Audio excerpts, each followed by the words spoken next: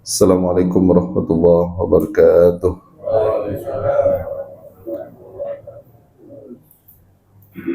Innal hamdalillah nahmaduhu wa nasta'inuhu wa nastaghfiruhu wa na'udzu billahi min shururi anfusina wa min sayyiati a'malina may yahdihillahu fala mudhillalah wa may yudlil fala hadiyalah.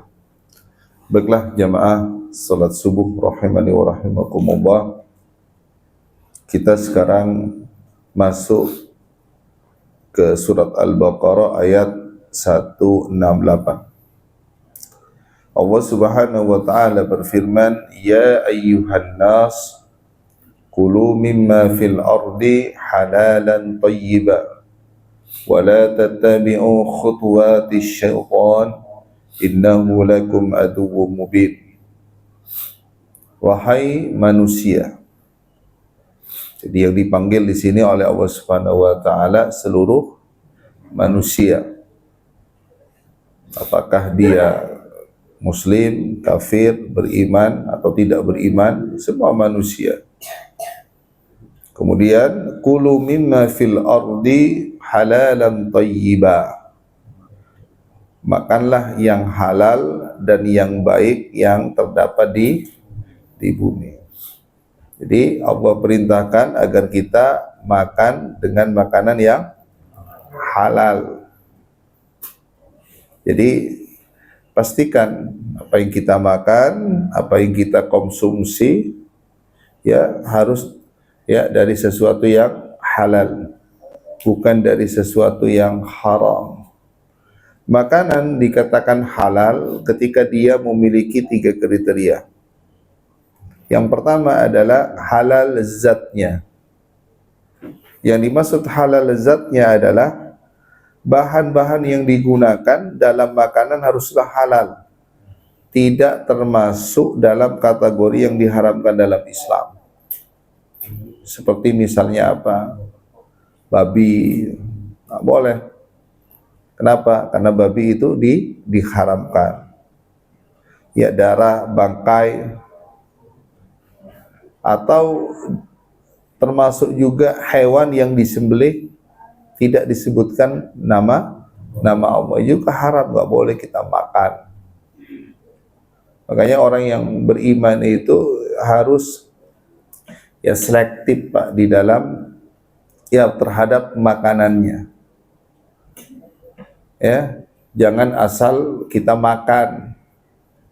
Meskipun bahannya misalnya dari sesuatu yang halal, misalnya ayam, tapi kita harus lihat dulu dicampur nggak dengan minyak babi, kan begitu? Kan ada di Solo tuh ayam goreng apa widuran. Oh, ya kita umat Islam itu kan melihatnya enggak, ini bahannya itu ayam, pasti aman, pasti halal. Ternyata menggorengnya pakai minyak babi, harus selektif. Makanya kalau saya, mohon maaf dan keluarga, kalau mau makan di suatu tempat atau restoran, saya terlebih dahulu saya tanya dulu, ada label halalnya enggak? Ini paling tidak yang membuat kita aman. Jangan langsung asal masuk makan, yang penting kenyang perut pulang udah. Ada di Mall Pakuan itu ada salah satu restoran di situ, itu rame banget Pak, rame banget. Saya penasaran, saya ingin makan di situ, ya makanan sushi begitu Pak. Tapi kalau Bapak janganlah, nggak suka makanan begitu. Bapak makan singkong aja ya, singkong sama singkong rebus ya kan aman untuk Bapak dan Ibu ya.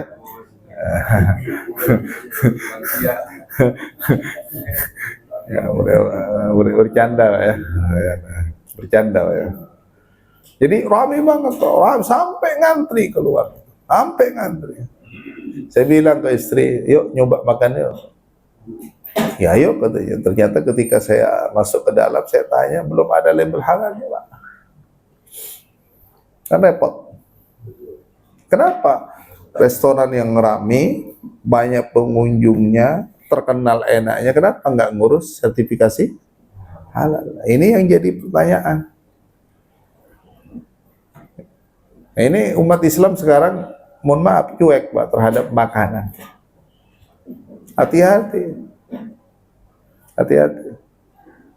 Kemudian makanan juga dikatakan halal. Yang kedua adalah cara memperolehnya, Pak, harus dipastikan. Jadi cara mendapatkan makanan tersebut itu juga harus halal. Artinya apa? Makanan tidak boleh diperoleh dengan cara apa? Mencuri, menipu, merampok, atau apa? Korupsi. Ini dipastikan. Ya, apalagi mohon maaf, kita mau dikasih kepada siapa? Keluarga kita, harus pastikan uang yang kita peroleh ini dari sesuatu yang apa? Yang halal atau yang haram. Apalagi ya di akhir zaman saat sekarang ini, mohon maaf, banyak di antara ya umat Islam yang sudah cuek ya di dalam mencari rezekinya. Sudah tidak lagi memperhatikan apakah ini halal atau haram. Bahaya, Pak. Makanya disebutkan di dalam sebuah hadis itu, Rasulullah sallallahu alaihi wasallam bersabda, "Kullu jasadin nabata min suktin fannaru aula bih." Setiap tubuh yang dagingnya tumbuh dari sesuatu yang haram, maka neraka lebih berhak baginya. Hati-hati.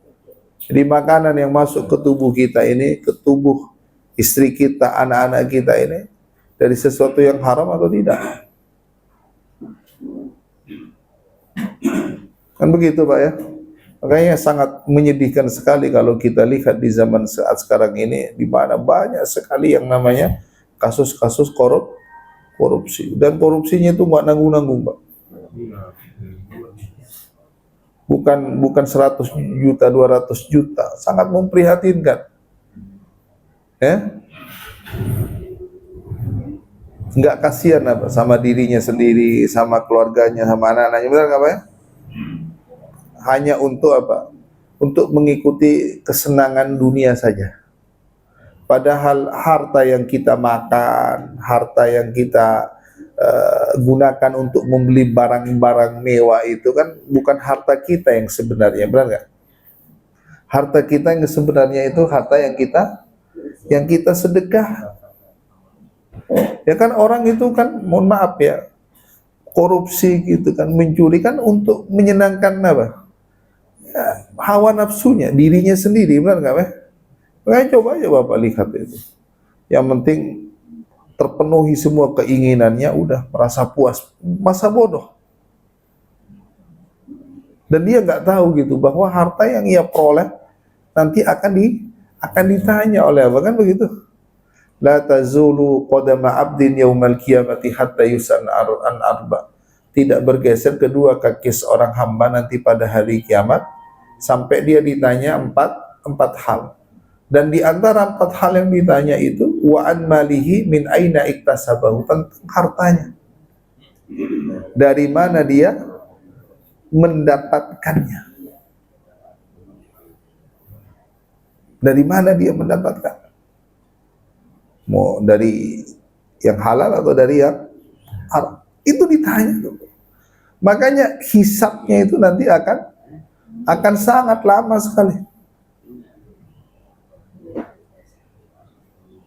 Coba orang-orang yang korupsinya besar itu, lama nggak di KPK dia? Lama, Pak. Di dunia aja lama kan? Apalagi nanti di akhirat. Ini penting, Pak. Nggak apa-apa kita mendapatkan harta yang sedikit tapi halal. Itu berkah.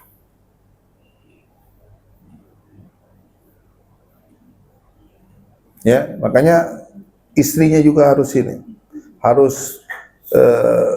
selektif juga. Kalau ada uang-uang yang dikasih oleh suaminya, istrinya harus tanya juga, ini dari mana Pak? Kok banyak, ini tidak sesuai apa yang Bapak kasih ke saya. Harus tanya, istri yang soleha begitu Pak. Harus jangan asal Alhamdulillah, jangan asal langsung menerima, benar nggak? Harus tanya dulu. Loh, biasanya Bapak ngasih ke saya sebulan sekian, kenapa ini ngasih banyak? Dari mana Bapak mendapatkan uang itu? Kata suaminya, udah makan aja, penting kamu kenyang.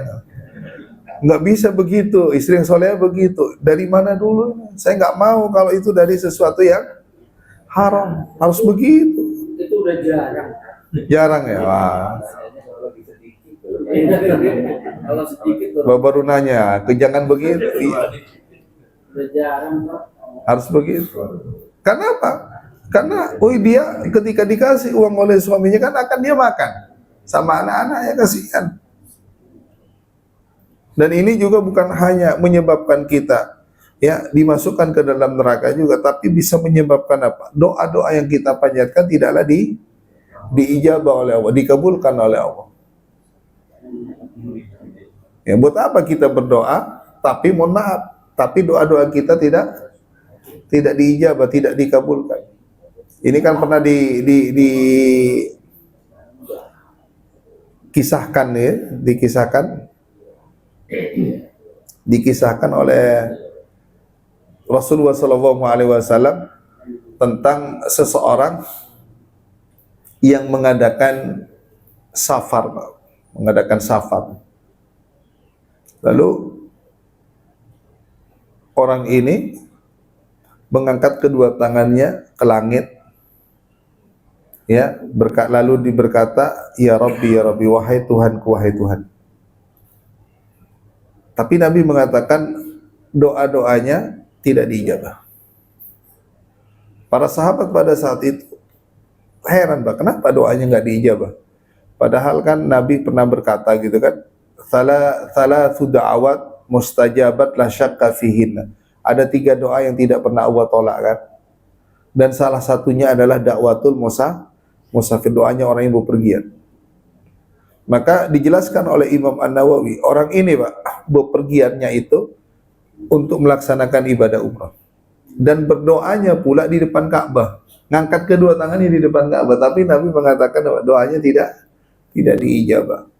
Maka para sahabat bertanya, ya Rasulullah, mengapa doanya tidak diijabah? Nabi mengatakan, wa mat'amuhu haram, wa mashrabuhu haram, wa malbasuhu haram, wa gudiya bil haram, fa anna yustajabu bidzalik. Bagaimana doanya mau diijabah? Makanannya dari yang haram, minumannya dari yang haram, pakaiannya dari yang haram, diberi sesuatu dari yang haram. Coba. Makanya sekali lagi harus hati-hati kita. Jangan sampai ya apa yang kita peroleh dari sesuatu yang haram. Kemudian yang ketiga adalah makanan itu dikatakan halal halal prosesnya. Proses pengolahan makanan juga harus halal, mencakup penggunaan alat-alat yang bersih dan tidak tercampur bahan-bahan yang haram. Ini penting. Nah, biasanya kalau kita ke luar negeri gitu kan, kita menginap di suatu hotel, ya kita mohon maaf, jangan sampai kita menggunakan alat-alat yang di situ digunakan ya dicampur dengan dengan memasak daging babi dan sebagainya. Ini harus kita selektif, Pak. Kemudian setelah Allah perintahkan kita agar kita makan ya dari sesuatu yang halal, kemudian Allah juga perintahkan apa? Makanan itu harus thayyib, harus baik.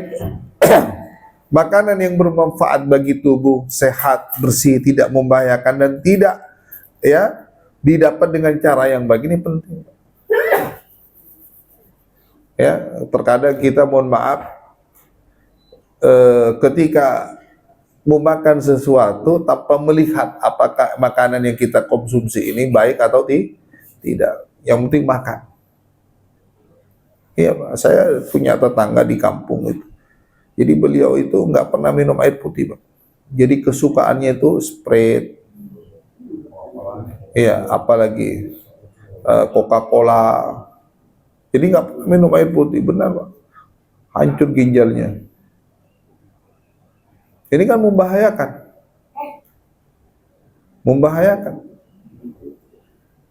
di samping rumah di Bekasi. Sukanya kalau minum itu es teh, Pak. Sekarang kakinya dipotong. Kakinya dipotong.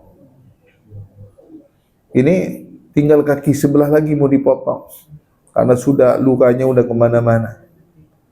Jadi artinya apa? Apa yang dia konsumsi kan tidak apa? Tidak baik untuk tubuhnya, benar nggak ya? Tidak baik untuk tubuh. Dan di Indonesia ini, mohon maaf, mayoritas ya penyakit itu disebabkan karena apa? Karena makanan. Orang sakit itu, punya sakit yang luar biasa penyakitnya, itu salah satu sebabnya adalah makanan. Ada di rumah juga usianya baru 33 tahun, tapi sudah pasang ring, Pak. Pasang ring. Ya benar, karena dulu istri saya itu pernah jadi perawat juga di salah satu rumah sakit jantung di Harapan Kita. Istri saya nanya ke orang tuanya ketika kami menjenguknya itu, kenapa anaknya bisa terkena penyakit jantung? Apa yang ia konsumsi? Gimana gaya hidupnya? Benar, Pak. Ketika ditanya ya oleh istri saya tentang gaya hidupnya, mohon maaf, rokok, makan suka makan malam, habis itu apa? Tidur.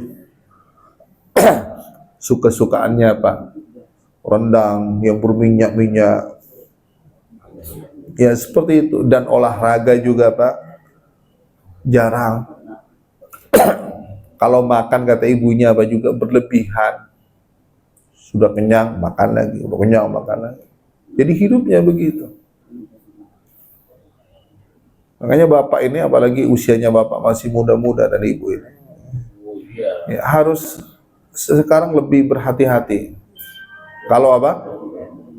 Kalau mengkonsumsi makanan. Yang paling baik itu singkong. Singkong sama apa? Mbak ubi.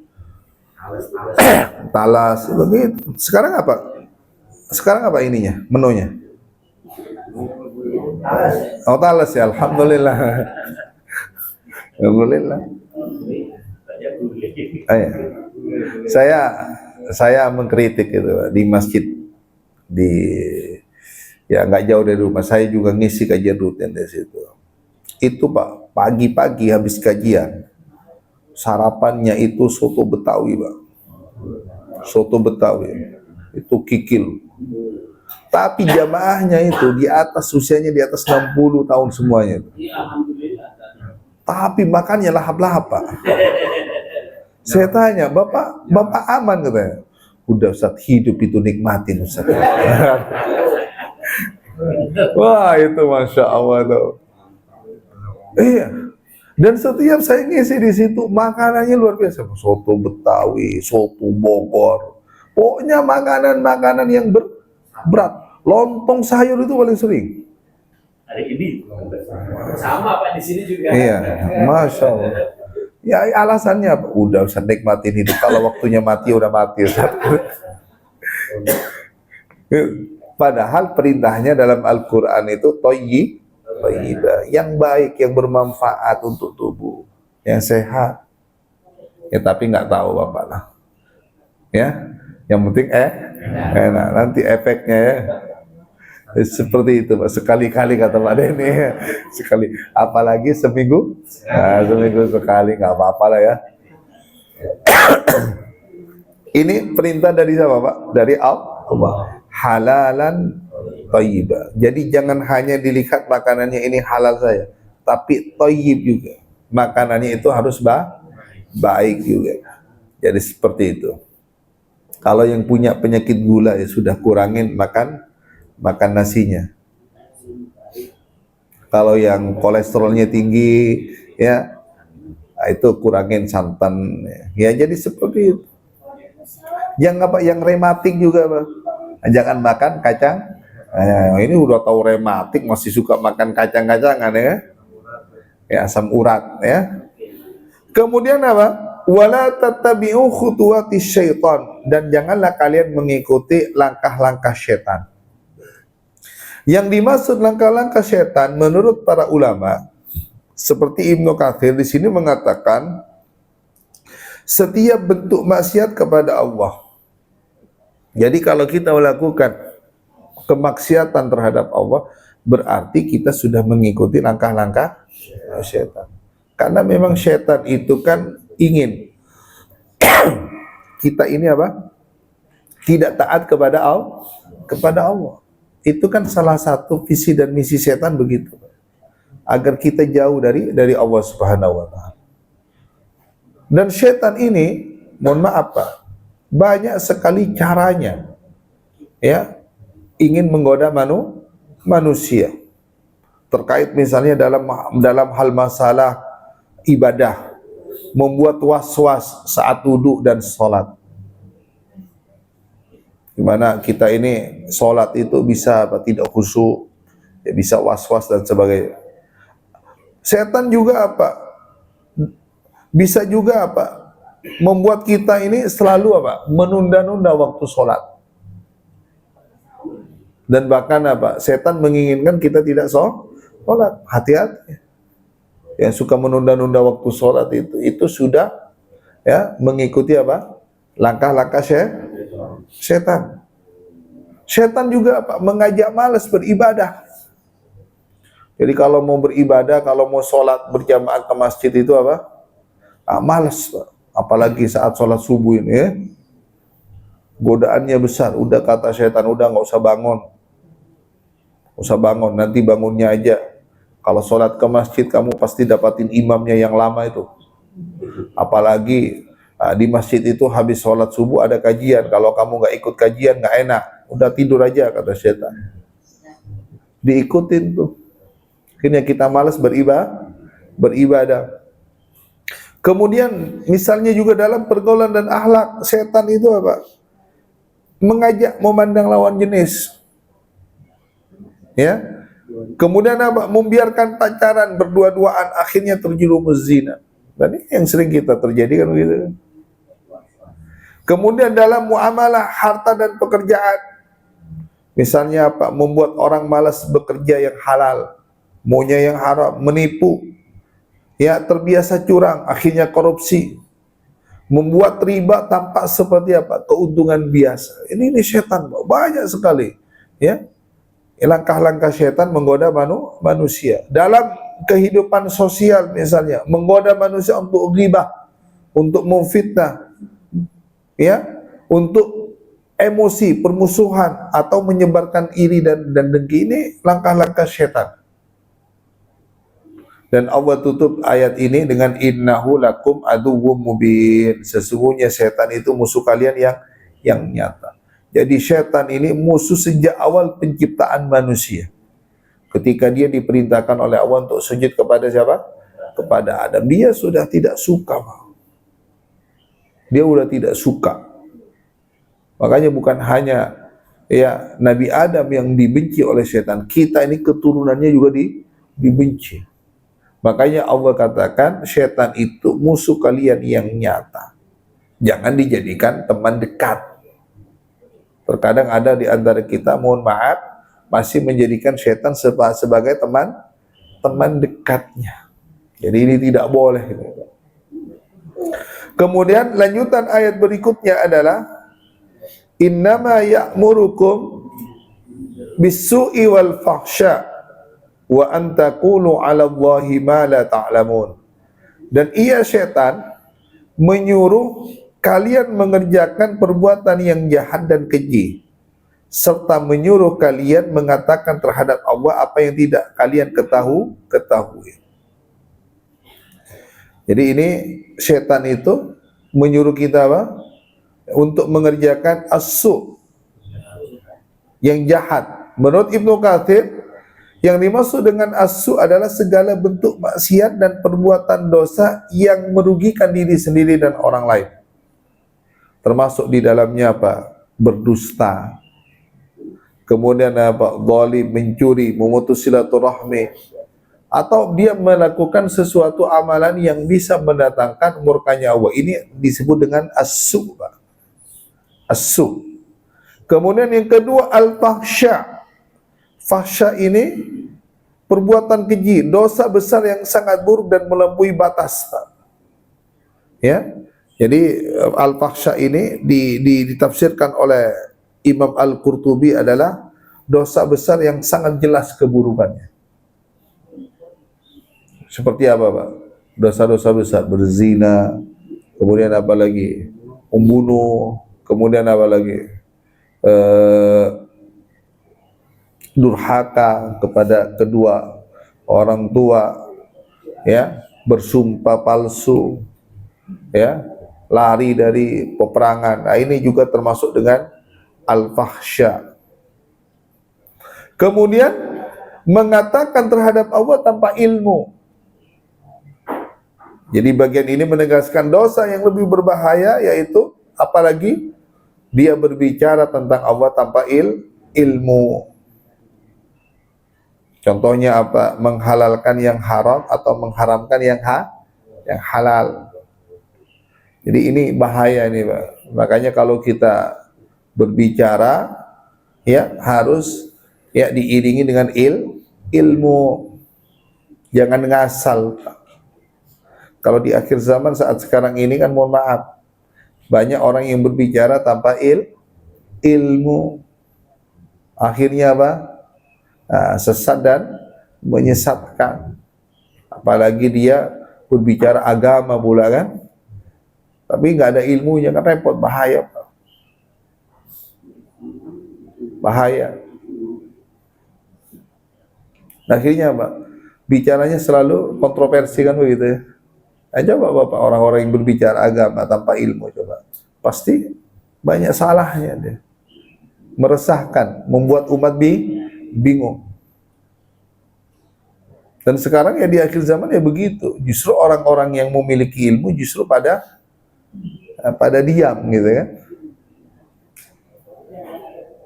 Jadi tidak boleh. Kemudian ayat yang selanjutnya adalah wa idza qila lahum ittabi'u ma anzalallahu qalu bal nattabi'u ma alfayna alaihi aba'ana awalau kana aba'uhum la ya'lamuna syai'an wa la yahtadun. Dan apabila dikatakan kepada mereka, ikutilah apa yang telah diturunkan Allah, mereka menjawab, tidak, tetapi kami hanya mengikuti apa yang kami dapati dari nenek moyang kami. Apakah mereka akan tetap mengikuti nenek moyang mereka, walaupun nenek moyang mereka tidak mengetahui apa yang tidak mengetahui apa-apa dan tidak mendapatkan petunjuk. Ayat ini, Pak, menjelaskan sikap orang-orang musyrik yang menolak ajaran Islam. Jadi ketika dikatakan kepada mereka, mereka diajak agar mengikuti Al-Quran, mereka apa? Mereka menolaknya. Mereka lebih mengikuti apa? Nenek moyang mereka. Ini menjelaskan kepada kita bahwa ayat ini menegaskan bahwa orang-orang musyrik ini lebih memilih apa, Pak? Taklid buta, ikut-ikutan, dibandingkan apa? Menerima kebenaran. Jadi tidak boleh, Pak. Yang tidak boleh kita apa? Taklid buta. Jadi Islam ini melarang mengikuti sesuatu hanya karena warisan nenek moyang tanpa ilmu. Tidak boleh. Taklid buta itu, fanatik itu tidak boleh di dalam Islam. Ya. Dan kita kalau kita ya lihat sekarang itu, ternyata apa yang pernah dilakukan oleh orang-orang kafir Quraisy itu sekarang banyak diikuti oleh umat Islam. Di mana umat Islam pada saat sekarang ini fanatiknya itu luar biasa, Pak. Ya. Jadi bahaya. Lebih memilih apa? Adat istiadat daripada dia memilih apa? Dalil. Kebiasaan kan begitu kan? Kebiasaan yang salah yang jelas-jelas di dalamnya sudah mengandung kesyirikan, tapi diikutin. Itu yang pernah saya cerita di sini. Jadi di depan masjid kami itu kan ada danau. Itu setiap tahun itu selalu dirayakan ya, dengan motong 2 kambing. Habis itu dagingnya dibagi-bagi. Ketika ditanya untuk apa kambing ini dipotong, ya untuk penjaga danau itu. Dan itu udah nggak bisa dilawan, nggak bisa dilawan. Kalau dilawan mereka lebih keras. Karena kenapa? Karena sudah warisan dari nenek moyang mereka. Dan ini bahaya. Makanya pentingnya kita ini apa? Memiliki ilmu gitu kan. Biar tidak asal ikut-ikutan. Kan di Indonesia kan begitu, Pak, ikut-ikutan. Dan dia nggak tahu kan. Misalnya contoh apa lagi? Kebiasaan kita ini. Adat-adat istiadat yang bertabrakan dengan agama, misalnya apa? Meminta keberkahan kepada orang yang sudah mati. Dan itu sudah menjadi apa? Adat istiadat sampai sekarang.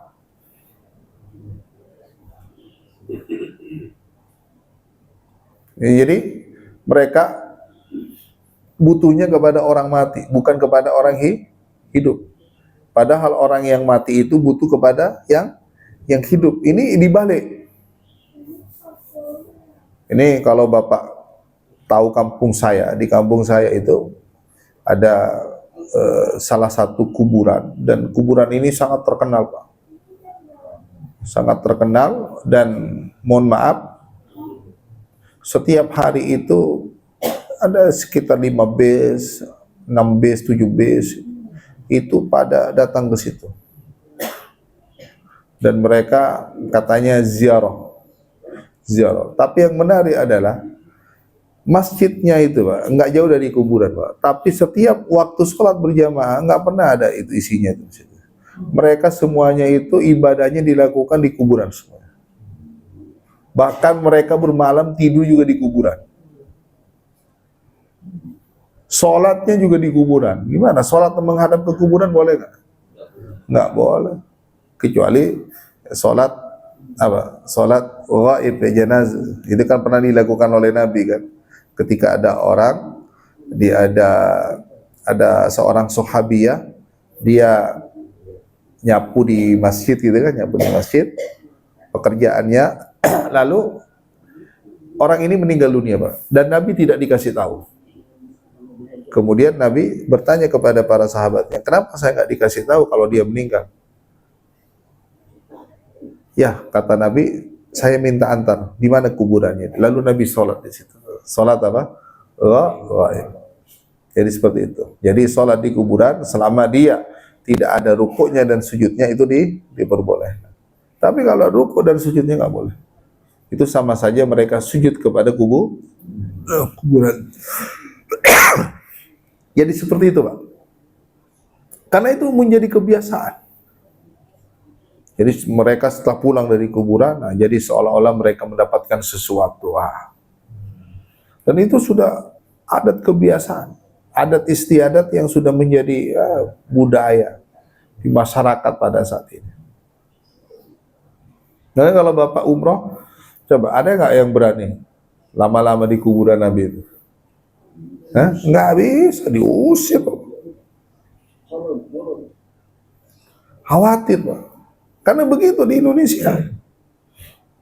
Saya dulu waktu kuliah itu, saya sempat nanya sama dosen itu, kenapa kalau kita mau ziarah ke kuburan Nabi, kan ziarah itu kan boleh, benar kan Pak? Boleh. Kenapa kayak dijaga ketat? Takut itu. Soalnya banyak dari negara-negara kalian itu yang begitu meminta keberkahan kepada orang yang sudah mati. Dulu ini pernah terjadi, ada seorang sahabat, dia lari, Pak, ketemu Umar Ibn Khattab. Ditanya oleh Umar Ibn Khattab, mau kemana kamu? Saya mau ke kuburan Nabi. mau minta hujan sama beliau katanya. Sudah lama nggak hujan. Oleh Umar bin Khattab, jangan, kamu datang aja ke rumahnya Ibnu Abbas, minta doa kepadanya. Ini menunjukkan bahwa kalau kita mau minta wasilah, mintalah wasilah kepada orang yang masih hidup. Itu diperbolehkan. Tapi kalau kita mau minta wasilah kepada orang yang sudah meninggal dunia, ini tidak boleh. Atau tawasul. Bertawasul kepada orang yang hidup boleh. Misalnya bapak datang ke rumahnya Pak Ferry, bawa kue, Pak Ferry doakan saya semoga sukses. Oh iya saya didoakan oleh Pak Ferry. Sering-sering aja kata Pak Ferry. Itu boleh. Bertawasul kepada orang yang hidup, tapi kalau bertawasul kepada orang yang sudah meninggal dunia, ini dijelaskan oleh ulama tidak boleh. Tapi ini sudah menjadi adat istiadat. Jadi kalau kita punya dalil, ya, punya ilmu, ya ikutilah dalil yang benar itu. Jangan hanya ikut-ikutan. Dalam hal masalah apapun. Dalam hal masalah apapun. Kebanyakan kan kita, mohon maaf, selalu apa? Fanatik, Pak. Fanatiknya sangat kuat sekali.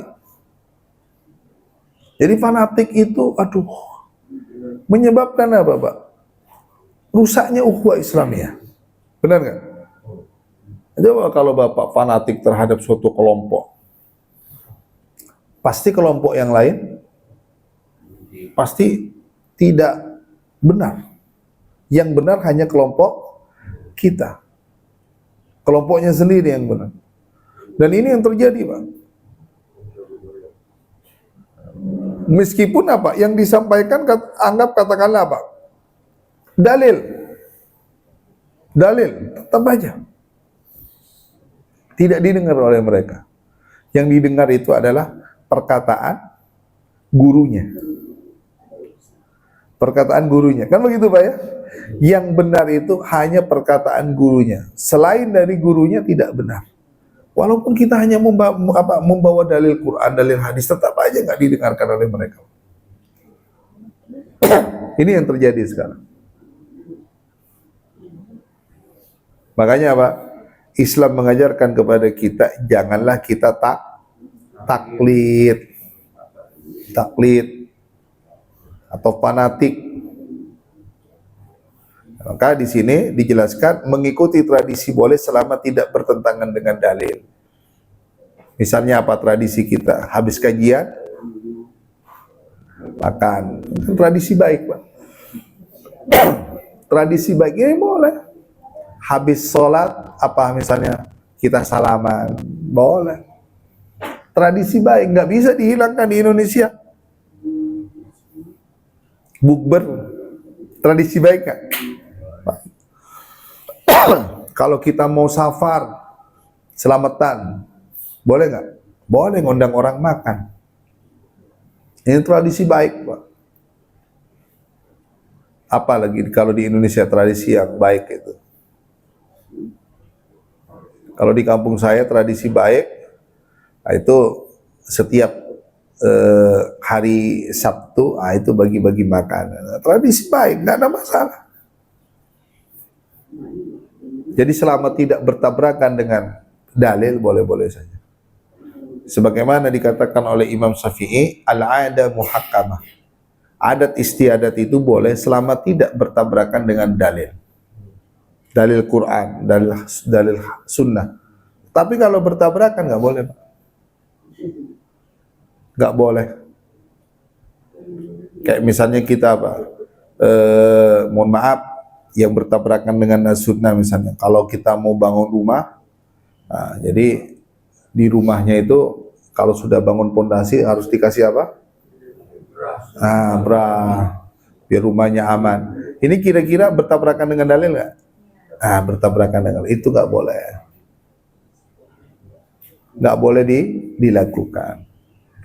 Karena apa? Karena yang memberikan keselamatan dan mudarat hanyalah Allah. Jadi seperti itu. Makanya saya kaget ya, ketika pulang beberapa bulan yang lalu, ada rumah tetangga dimakan rayap, Pak, habis atapnya semuanya. Ternyata ketika dibongkar banyak sekali tuh jimat-jimat di atas rumahnya itu, di atapnya itu. Oh, saya bilang ke tetangga itu, kebetulan kan akrab sama saya kan. Pantesan dimakan raya, banyak jimatnya, saya bilang begitu kan. Enggak begitu juga kali ini. Iya tuh bapak saya dulu banyak, Pak. Jadi kalau di kampung itu kalau mau bangun rumah ya begitu, Pak. Ternyata juga dimakan rayap. Rayapnya juga nggak kelihatan kan? Begitu. Ya kalau kita mau bangun sesuatu ya serahkan kepada Allah. Minta keselamatan kepada Allah Subhanahu wa taala. Misalnya adat istiadat juga, Pak, yang bertentangan dengan agama. Tidak boleh berangkat safar dalam hari-hari tertentu. Saya itu, Pak, kalau setiap mau berangkat, nggak boleh, keluarga besar saya di kampung nggak boleh kamu berangkat hari Kamis, nak. Karena hari Kamis ini hari kelahiran kamu. Nanti kalau kamu bepergian hari Kamis, kamu celaka. Saya tantangin itu, Pak. Saya bilang ke ibu, ke bapak saya mau berangkat hari Kamis. Yang menyelamatkan saya itu hanyalah Allah. Kalau saya dapat keselamatan, nah itu datangnya dari Allah. Kalau saya mendapatkan kemudaratan, itu pun datangnya dari Allah. Tapi tetap kita mengamalkan doa ajaran-ajaran yang diajarkan oleh Nabi kan. Misalnya sebelum ketika kita keluar rumah baca apa? Bismillahirrahmanirrahim wala haula wala quwata illa billah. Ketika kita berada di dalam kendaraan kita membaca doa. Ketika kita berhenti di suatu tempat kita diperintahkan membaca apa? A'udzu bikalimatillahi tammati min syarri ma khalaq. Bismillahilladzi la yadurru ma'asmihi syai'un fil ardi wala fis sama. Insyaallah selamat. Enggak boleh. Tapi alhamdulillah setiap safar di hari Kamis aman-aman saja. Cuma di tradisi terkadang yang begitu itu kuat. Selama tidak bertabrakan dengan agama, boleh silahkan. Silahkan. Dan Bapak kalau apa yang Bapak lakukan misalnya tidak ada dalilnya, atau dalilnya tidak kuat, ya jangan diikuti. Kita harus mengikuti dalil. Nggak boleh. Apalagi kalau dalilnya itu sudah datangnya dari Al-Quran. Jadi tidak ada alasan lagi untuk kita menolaknya. Kan masalahnya apa? Kita ini kadang terlalu sombong, Pak, ya. Terlalu sombong. Nggak mau menerima Al-Quran. Petunjuk Al-Quran kita nggak mau kadang. Kan begitu, Pak. Makanya saya sering berdebat itu dengan orang-orang yang, mohon maaf, ketika saya sampaikan tentang ayat-ayat Al-Quran dia nggak mau. Padahal jelas. Ini namanya apa, Pak? Sombong. Menolak kebenaran, apalagi kebenaran itu datangnya dari Al-Quran, itu sombong. Jadi seperti itu. Oke, dibaca ayat selanjutnya, Pak Denny. Ayat berapa itu? Ayat 171. Dibaca, Pak. Artinya, Pak.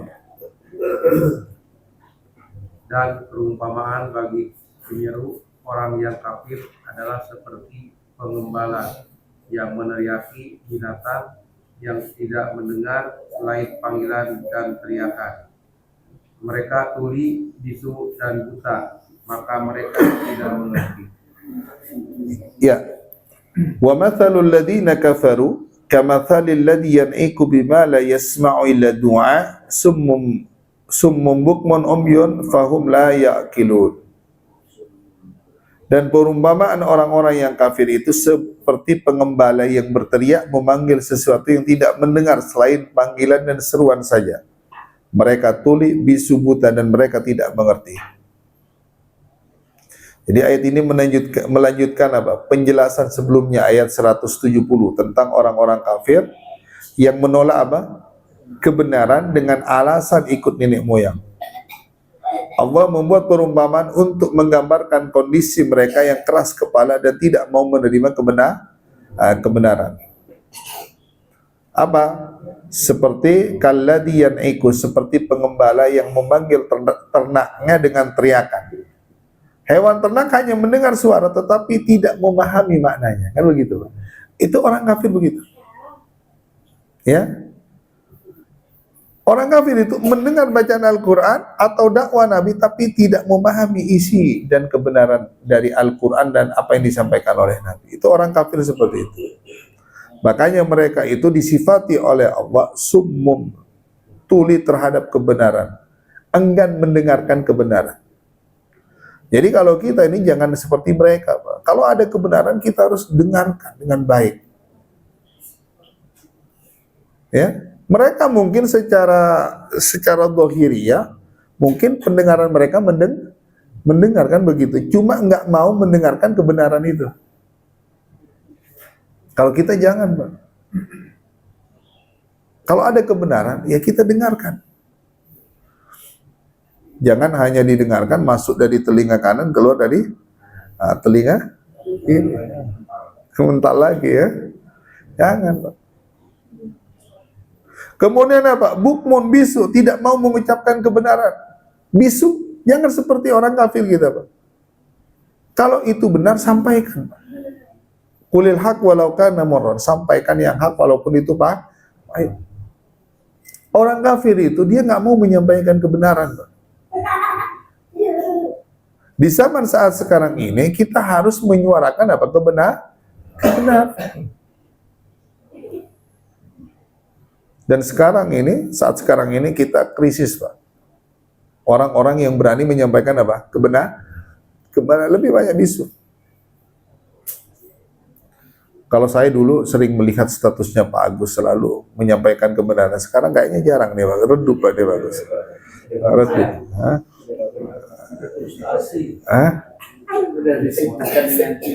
Oh, cukup dari cucu ya, nggak sempat nulis status, Pak. Nah, ya. Ya. Nah, saya biasanya kalau lihat statusnya Pak Agus itu, masya Allah, yang diizin kebenaran terus.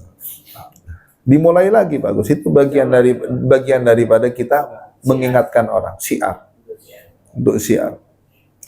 Omyun, buta, tidak mau melihat tanda-tanda kebenaran itu repot, Pak.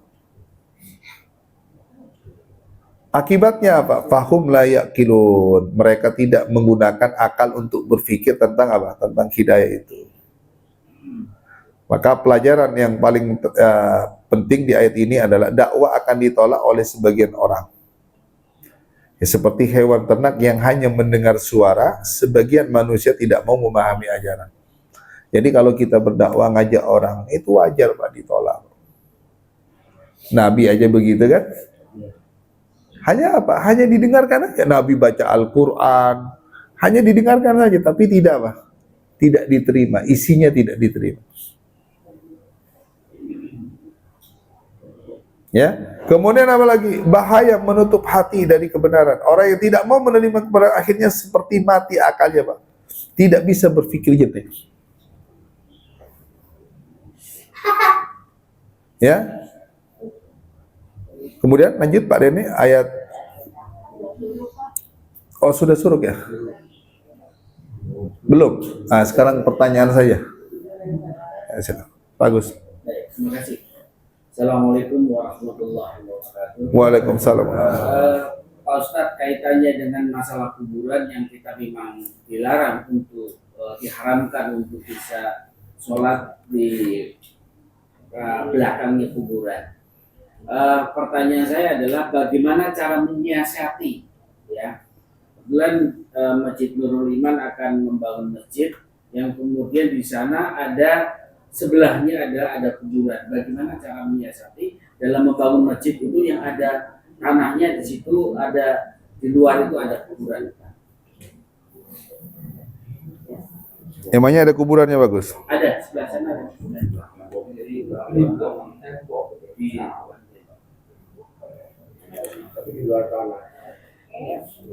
Ya, di sini ada beberapa pendapat larangan membangun masjid di atas kuburan. di atas melarang menjadikan kuburan sebagai tempat ibadah. Di sini mayoritas ulama Syafi'iyah, Hanabilah, Malikiyah, Hanafiyah tidak boleh membangun masjid di atas kuburan, baik kuburan ada lebih dulu maupun dibangun setelahnya. Ya, jika kuburan lebih dahulu ada, tidak boleh mendirikan masjid di atasnya. Kuburan hanya dipisahkan di area masjid. Bagaimana solusi praktisnya? Kalau kita ingin membangun masjid di atas kuburan, kuburan harus dipindahkan ke pemakaman umum dengan cara yang syar'i. Ini yang pertama. Yang kedua, atau area kuburan dipagari, dipisahkan dan tidak termasuk area masjid. Itu solusinya. Jadi ada dua, Pak. Yang pertama apa?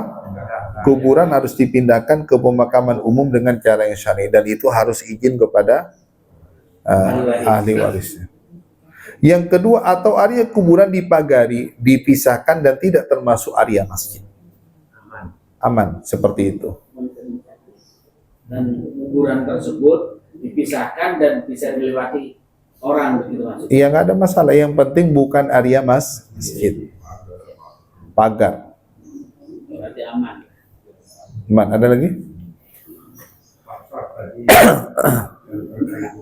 Sholat itu kita dianjurkan bersalam-salaman gitu. Ada nggak dalil yang membuat yang tidak mau bersalam-salaman gitu? Ada nggak dalilnya? Innal mu'min idza laqi innal mu'min idza laqiyal mu'min fasallim alaihi fasafahahu tanatharat khotoyahuma kama yatanatharu waraqus syajar. Sesungguhnya seorang mukmin apabila dia bertemu dengan mukmin yang lainnya, lalu dia mengucapkan salam, lalu berjabat tangan, maka dosa-dosa keduanya berguguran seperti dedaunan jatuh dari pepohonan. Ini dalilnya, Pak. Kalau ada orang yang tidak mau salaman, berarti belum paham tentang dalil ini. Kalau Bapak ini tanyakan, ada nggak dalilnya? Orang yang tidak mau bersalaman, saya belum dapat itu, Pak. Kalau Bapak ada, silahkan kasih tahu saya. Jadi seperti itu. Yang dimaksud adalah pada setelah sholat, habis sholat, zikir, terus kemudian bersalaman. Apakah ada dalilnya dalam Iya, itu dalilnya. Dalil umum ini. Yang kalau saya tangkap tadi penjelasannya adalah apabila orang bertemu, bertemu kemudian salaman. Iya, kalau ini kan pada sholat kan sudah bersolat, sudah melakukan sholat, sudah ketemu, Pak. Sudah ketemu. Ya, tapi apa salahnya kalau kita bersalaman? Kan nggak ada salahnya. Kalau hanya bersalaman, nggak, kita kan mau salaman aja kan, nggak masalah. Ada yang salah nggak?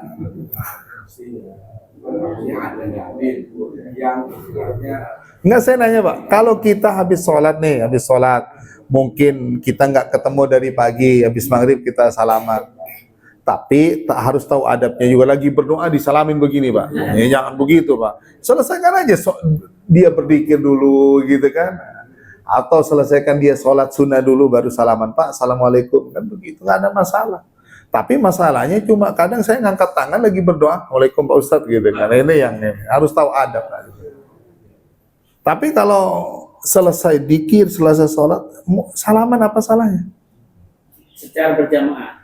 Apanya? Ya, iya nggak ada masalah. Itu kan sudah adat istiadat, Pak. Tapi kalau kita nggak mau ya sudah. Tapi jangan kita mempermasalahkan orang yang salah seperti itu. Kalau kita mempermasalahkan, itulah yang kadang membuat jamaah itu kadang begini, Pak. Saya kalau di masjid di tempat kami itu, Pak, di masjid tempat kami, terus terang, itu habis sholat, Pak, itu ada dikir bersama. Habis dikir bersama, itu ada salaman. Tapi kalau saya tidak mau dikir bersama, saya tidak mau salaman, saya ke belakang, Pak. Tinggal saya dikir sendiri. Dan saya nggak bisa langsung memberontak, oh ini salah. Bisa diusir saya, Pak. Karena sudah menjadi apa? Kebiasaan seperti itu, sudah biarkan. Kalau kita mau ikut salaman, ya ikut salaman juga, nggak ada masalah.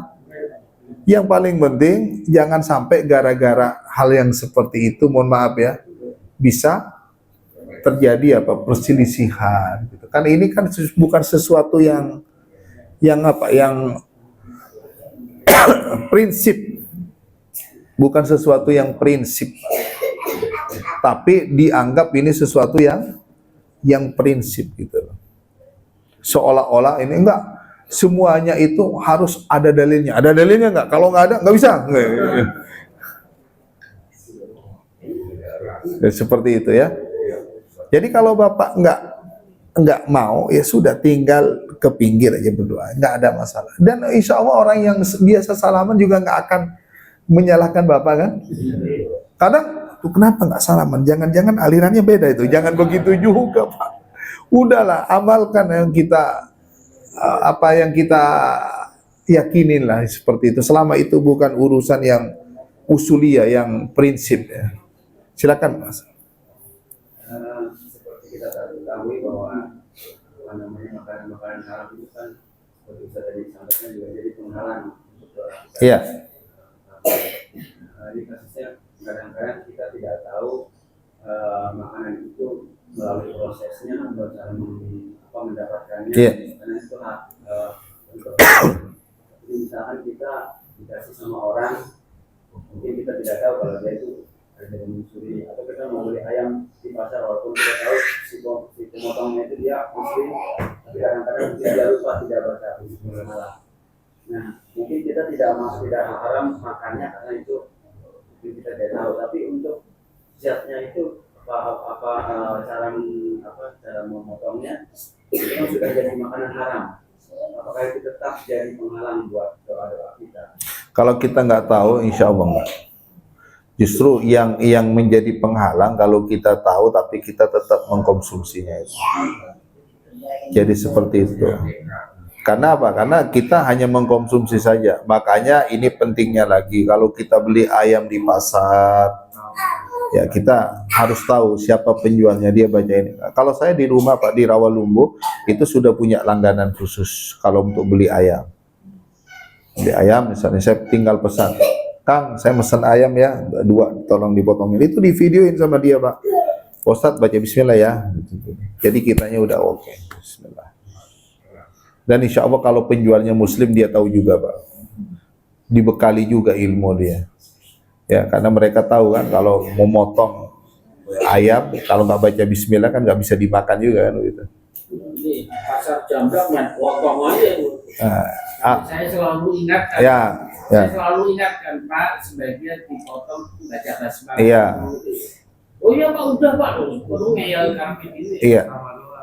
Diingatkan. Kasusnya kalau misalkan kita tahu makanan ini didapatnya dengan cara yang tidak halal, kita dikasih untuk nolak pun kita nggak enak untuk menjaga. Nah, terima diapakan tuh makanan itu?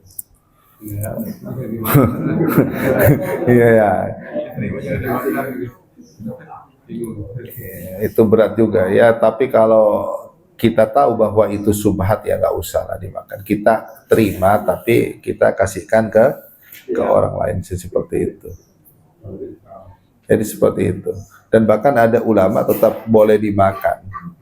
Seperti itu. Sama seperti misalnya kayak ini Pak, kayak uang riba. Haram kan?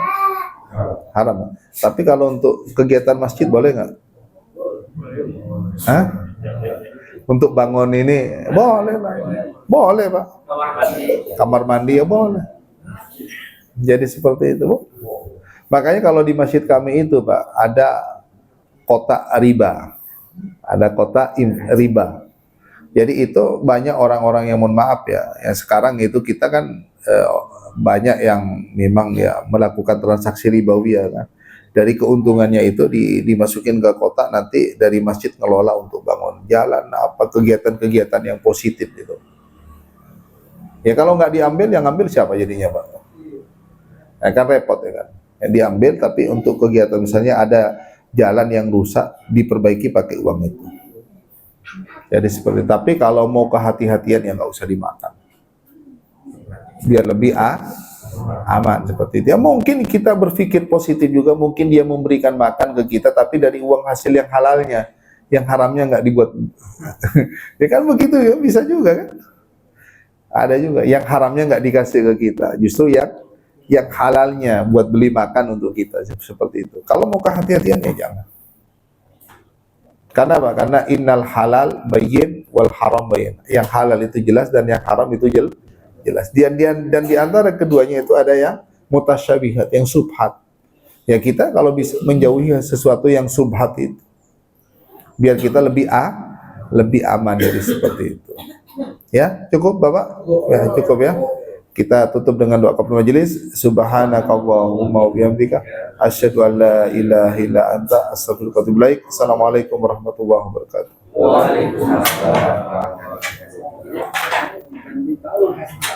Ya kasih yang bawain dia. Buat dulu.